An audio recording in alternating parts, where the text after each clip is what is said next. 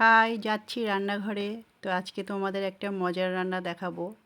তো দেখো, আমার সাথে থেকো সবাই, ভালোবাসা দিতে থাকো। নমস্কার বন্ধুরা, আজকে তোমাদের সাথে একটা অন্যরকম রেসিপি শেয়ার করব। এটা হচ্ছে ট্যাংরা মাছের টক। তো মাছগুলো দেখো, নুন হলুদ দিয়ে মাখিয়ে নিয়েছি। তো এবার এই টকটা কে কে খেয়েছো জানি না, কিন্তু আমার শাশুড়ি খুব পছন্দ করে, তাই আজকে বানাচ্ছি আর তোমাদের সাথেও শেয়ার করছি। তো এইদিকে দেখো, প্রেশারে আলু সিদ্ধ বসে একটু দেখে নিলাম, প্রচণ্ড গরম, তো একটু ফ্যানের তলায় এসে দাঁড়ালাম। এবার দেখো কি করেছি, শুকনো আম, কাঁচা আমকে শুকিয়ে রেখেছিল, সেই শুকনো আম আর মাছ দিয়ে এটা বানাতে হবে। তো কড়াই বসিয়ে দিয়েছি, কড়াইটা গরম হলে তেল দিয়ে দিয়েছি, তেল দেওয়ার পরে সর্ষে ফোড়ন দিয়েছি। মাঝখানে আরেকটা কড়াইতে কিছু মাছ ভাজা করে নিয়েছি। এই রান্নাটা হবে সম্পূর্ণ কাঁচা মাছ দিয়ে। দেখো ফোড়নটা হয়ে এসেছে। এবার আমি যে আমটা, শুকনো আম আর মাছটা রেখেছি সেটা দিয়ে দিয়েছি। একটু জল ছিল, তাই দেখো কতটা ধোঁয়া উঠলো আর ছিটাচ্ছে খুবই। তো আমি ভুলে গেছিলাম যে এটার মধ্যে জল ছিল।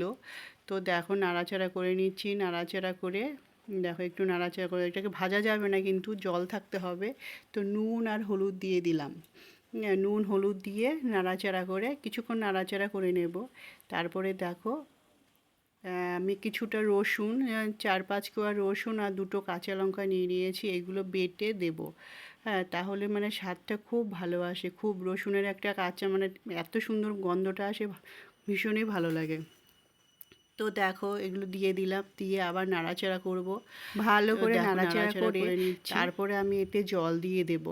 তো আর একটু বেশি করে ভালো একটু ফুটিয়ে নিচ্ছি। ফুটিয়ে নেওয়ার পরে দেখো এইরকমভাবে ফুটছে, ফুটানোর পরে তারপরে এই যে জল দিয়ে দেব এবার। এক হাতে মোবাইল, এক হাতে রান্না করা খুবই মুশকিল। কী করব, ক্যামেরা ধরার লোক নেই, তো আমাকে একাই করতে হচ্ছে। সবাই যে যার কাজে ব্যস্ত, তো একা একাই করছি। তো দেখো রেডি হয়ে গেছে কাঁচা মাছের ট্যাংরা, কাঁচা মাছের টক, সে আর শুকনো আম দিয়ে। তো তোমরা কে কে বাড়িতে বানাও এরকম? যদি বানিয়ে থাকো কমেন্টে জানিও। তারপরে দেখো খেতে বসে পড়লাম। কী দিয়ে খাচ্ছি, উচ্ছে ভাজা, আলু সেদ্ধ আর ঝিঙে পোস্ত।